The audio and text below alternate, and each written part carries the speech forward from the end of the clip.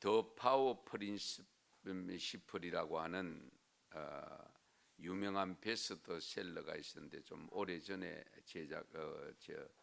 나온 책인데요. 우리말로 번역할 때에 지도력의 원칙이라는 책입니다. 지도력의 원칙. 이 블레인 리라고 하는 분이 교수님이 쓰신 것인데, 성공하는 사람들의 7가지 습관이라는 책은 많이 아시고 읽어보셨죠. 이 책의 저자가 스티븐 코비라고 하는 분인데, 이 스티븐 코비 박사가 경영하는 이 코비 리더십 센터의 부회장으로 계셨던 분이 블레인 리입니다. 이분이 지도력의 원칙이라는 책을 썼는데, 그 책 속에 원칙을 3가지 리더십을 이야기하고 있는 것을 잠깐 소개하면, 첫 번째 리더십이 코시브 파워라고 해서 강압적 지도력, 강제적 수단을 통해서 상대방을 내게로 끌어들이는 그런 지도력을 이야기합니다.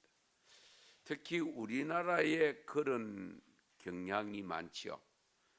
이 독재 정권에서 이런 것이 많은데, 요즘도 은근히 민주주의를 주장하면서도 강압적으로 나오는 것이죠. 세무조사 들어간다, 그런 부분. 그 다음에 요즘 한창 우리나라에 문제가 되고 있는 것이 또 있잖아요. 국정감사 들어간다. 이런 것, 강압적인 것을 통해서 자기에게 따라오게 하는 리더십을 가리켜서 코시브 파워라고 하는 단어를 쓰고 있는데요. 강압적 지도력. 이것은 결코 바람직한 모습은 아니죠. 두 번째 주장하고 있는 것이 뭐냐면은 유틸리티 파워라고 해서 실리적 지도력. 당신 내 말 들으면 내게 유익이 될 것이다. 내가 하라는 대로 하면 진급도 시켜주고 네 하는 일 적극적으로 도울 것이다. 보상을 많이 해주겠다는 거죠. 그래서 상대방을 유도하는 건데요. 우리 말도 그 대화하는 중에도 그런 게 있죠. 당근 준다. 그러니까 내가 무엇을 너를 통해서 받으면 내가 너에게 당근을 준다. 말을 훈련시키는 분이 조련사가 2가지를 가지고 조련을 시킵니다. 하나는 채찍이고 하나는 당근입니다. 그래서 말을 안 들을 때 당근을 준다는 거죠. 당근을 주면 말을 잘 듣는다는 거죠. 내 말 들으면 내게 좋은 것이 생길 것이고, 어쨌든 그래서 자기를 지지하고 자기를 따라오도록 하는, 어쩌면 누이 좋고 매부 좋은 이제 이런 모습의 리더십을 실리적 지도력이라고 표현했고요. 세 번째가 프린시플 컨서드 파워라고 했는데요. 영어 발음이 안 좋아서 죄송합니다만은 원칙 중심의 지도력. 오늘날 우리 사회에 문제가 많은 이유 중에 하나가 뭐냐면 원칙이 없어요. 이것이 문제예요. 원칙이 없어요. 오늘 우리 사회에 문제가 되는 이유 중에가 바로 이 원칙이 없기 때문에 문제예요. 원칙 중심의 지도력이 중요하다.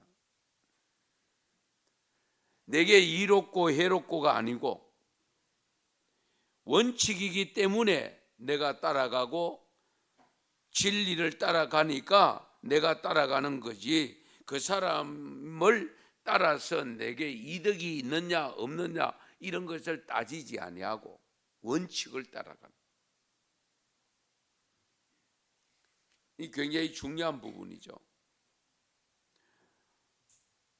물론 이것은 일종의 성경적 리더십이기도 하고 예수님이 우리에게 가르쳐 주신 리더십 중에 한 가지가 이 원칙의 리더십. 우리가 하나님의 말씀을 따라 사는 사람들입니다. 우리의 중심은 항상 말씀입니다. 그렇잖아요? 상식이 아닙니다. 이치가 아닙니다.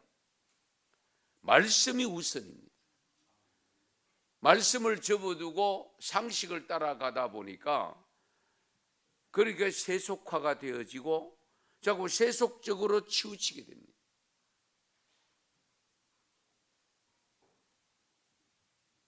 어쨌든 우리가 오늘날 우리 시대에 필요한 것은 지도자인데 가끔 그런 표현 쓰지요.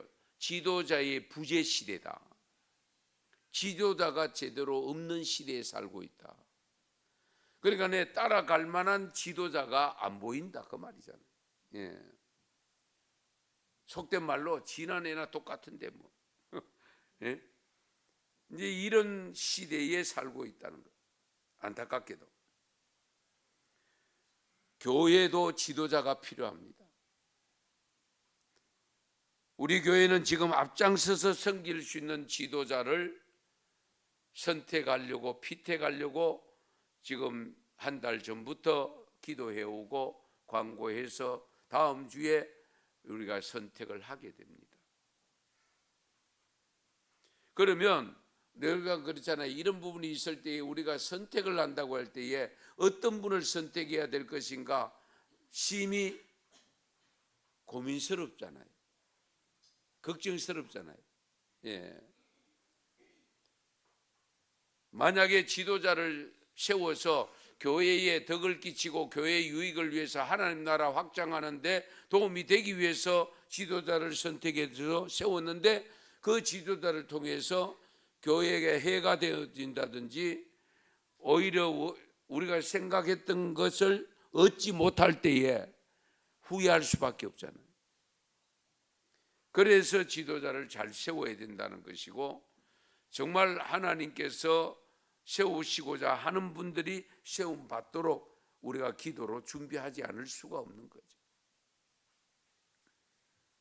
한 가지 우리가 알아야 될 것은 하나님이 원하신 지도자상과 우리가 원하는 지도자상이 다소 다를 수가 있습니다. 하나님이 원하시는 지도자상, 우리가 생각하는 지도자상이 일치하지 아니하고 다소 다를 수가 있는데 그렇기 때문에 우리는 기도를 통해서 성령님의 도움을 받아 하나님이 원하시는 분이 어떤 분인가를 여쭈어보고 하나님이 원하시는 분을 선택해야 후회가 없다는 거예요. 예.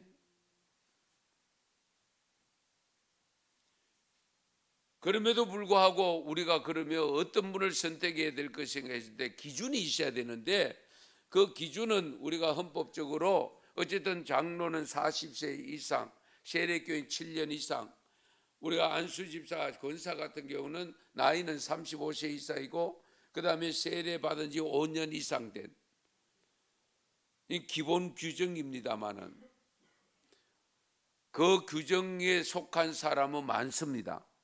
그 많은 분들 중에 선택을 해야 되기 때문에 어떤 분을 선택해야 될 것인가 갈등이 되기도 하고 고민이 되기도 하고 기도를 드리지 않을 수가 없잖아요. 그러면 우리 하나님께서는 어떤 분을 들어서셨는가 하는 것을 오늘 본문 속에 나오는 주인공 모세가 하나님 앞에 쓰임받을 때에 갖추었던 요소가 무엇인가를 알고서 우리가 그런 요소를 갖춘 분을 선택했을 때에 후회가 없고 하나님의 뜻이 담겨 있지 않을까 해서 오늘 이 말씀을 드리는 겁니다.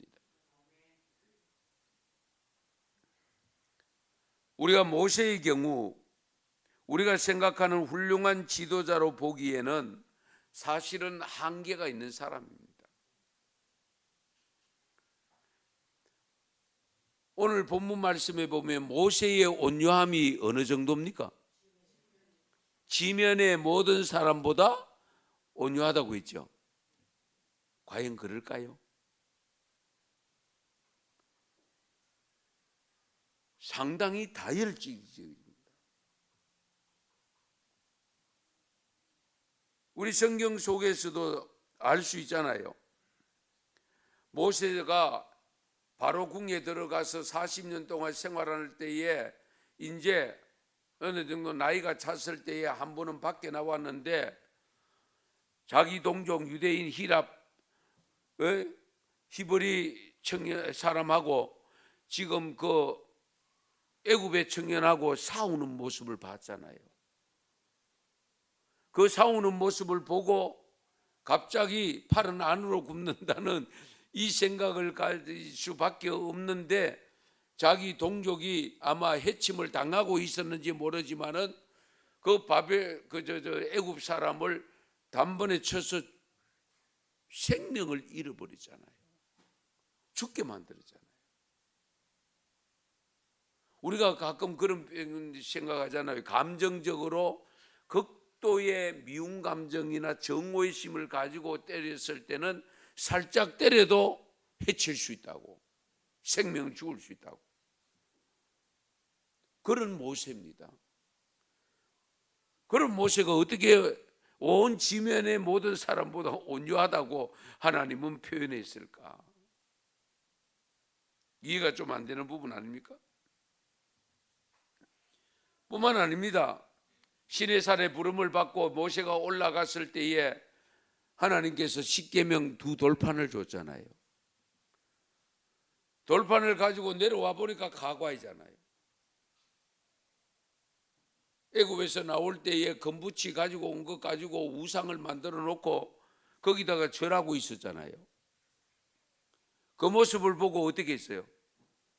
그 2돌판을 던져버렸잖아요. 굉장히 성격이 과격하고 생각이 다혈질적이다고 하는 생각을 가질 수 있는 행동을 했거든요. 그런데도 하나님은 지면의 모든 사람보다 모세가 온유하다고 했으면, 모세가 이 정도면 다른 사람은 어떻다는 겁니까? 그보다 훨씬 더 심하다는 거잖아요. 예. 어쨌든 당시 가족들이나 백성들은 모세를 하나님이 생각하는 것만큼 훌륭한 지도자로 생각하지 않을 수 있는 조건을 다 보고 자랐잖아요. 지금 현장에서 느끼고 있잖아요. 광야에서. 그런데 오늘 말씀에 어쨌든 모세가 이방 여자, 오늘 말씀에는 구스 여자라고 했는데 구스는 오늘날 이디오피아입니다. 이디오피아 여인을 아내로 맞습니다. 그것을 형 아론과 너희 미리암이 보고는 이 잘못됐다 하는 판단을 가지고 노골적으로 비난을 했어요. 모세를 향해서 비난을 했어요. 어찌 네가 그럴 수 있느냐? 하나님의 사람 아니냐? 그런데 네가 그럴 수 있느냐? 네가 하나님의 지도자인데.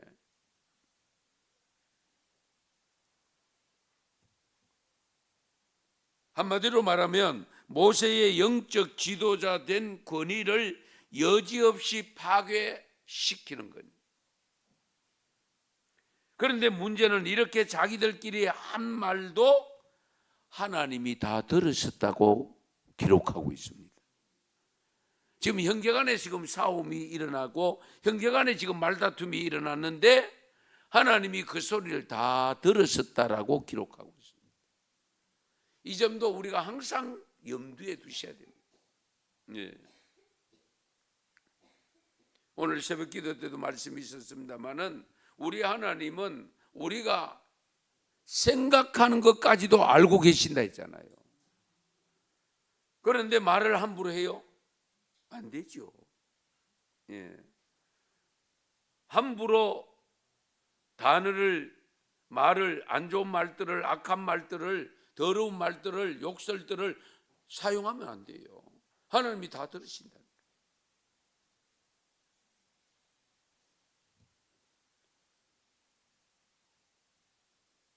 그래서 오늘 성경에 보면 여호와께서 이 말을 들으셨더라.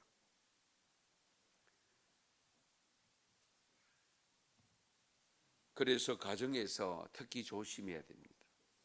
자녀들에게 말을 함부로 해도 안 되고요. 부부간에 뭐 싸우더라도 말을 함부로 하면 안 돼요.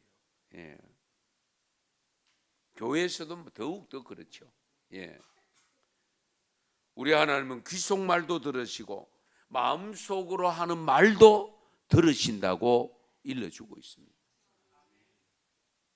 그러므로 우리가 항상 조심해야 되는데, 이런 여러 가지 허물이 많은 모세를 하나님은 왜 지도자로 선택했을까? 하나님이 모세의 편을 들어주신 이유가 무엇일까? 여기서 하나 미리 말씀드릴게요. 우리는 사람을 볼 때에, 물건을 볼 때에 장점보다는 단점을 먼저 봅니다. 단점을 이야기를 먼저 합니다.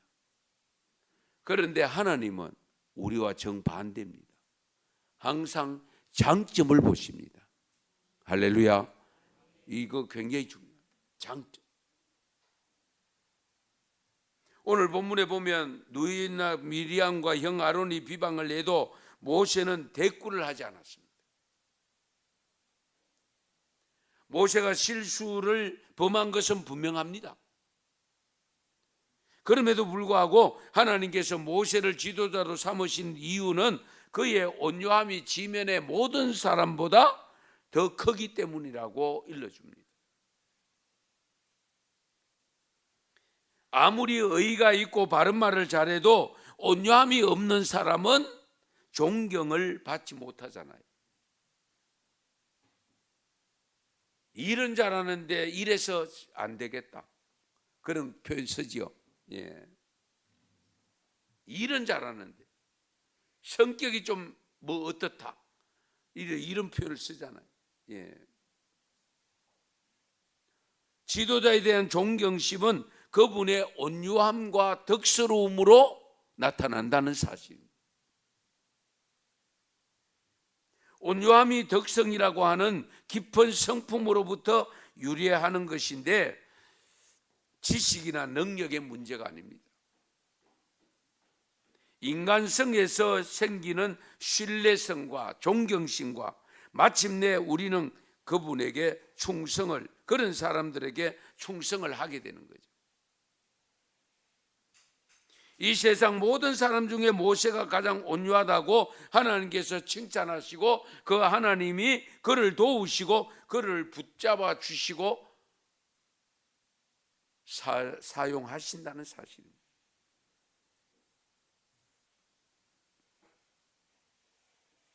이제 문제는 이 말씀을 하게 되는 바로 그 시점이 중요한데요.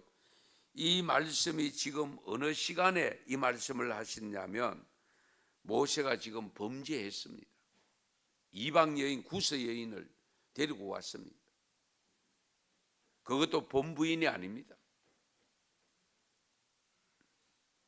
그러니까 형님과 누이가 지적할 수밖에 없고, 잘못된 걸 지적하는 거 당연하게 할 수 있잖아요. 예. 그런데 모세는 거기에 대해서 가타부타 하지 아니하고 전혀 반응을 하지 않습니다.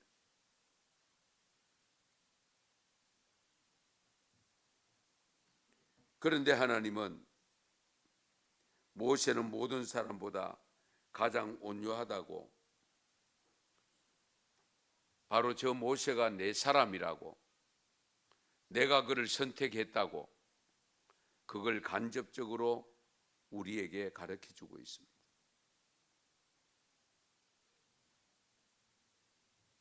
10절 이하에 보면 아론이 미리암을 보니까 하나님이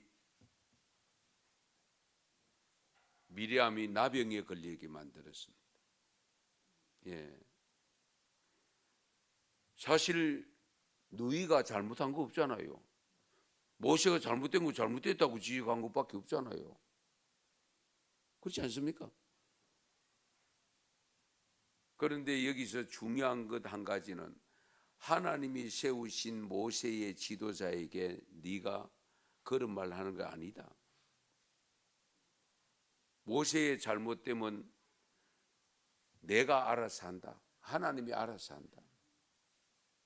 그걸 지금 우리에게 가르쳐 주고 있습니다. 예.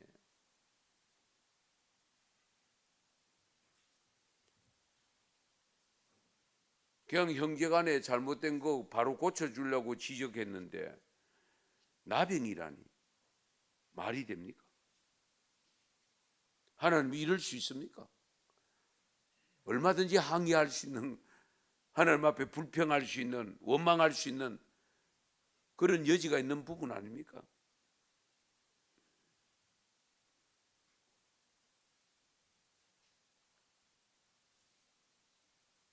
이때 모세가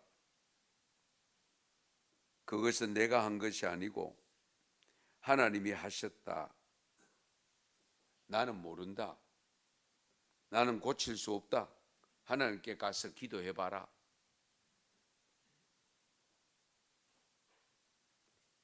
결국 아론이 그 누이가 그렇게 되는, 미리암이 그렇게 되는 것을 보는 순간에 자기들이 잘못했다는 것을 알고 모세를 찾아와서 너희 누이가 이렇게 됐는데 어쨌든 고쳐달라고 하니까 모세는 내가 그러지 않았다. 나는 그거 고칠 수 없다. 이런 것을 보면 모세의 온유함을 알 수 있지 않습니까?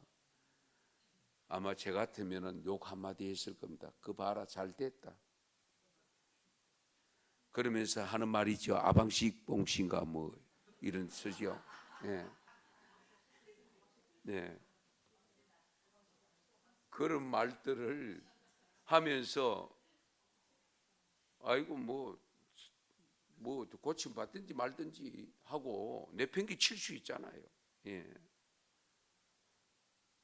그런데 뒤에 가면은 모세가 기도하거든요.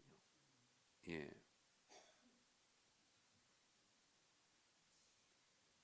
이런 것을 보면 정말 모세가 결정적인 순간에 온유함을 드러내었다는 사실입니다. 결정적인 순간. 예.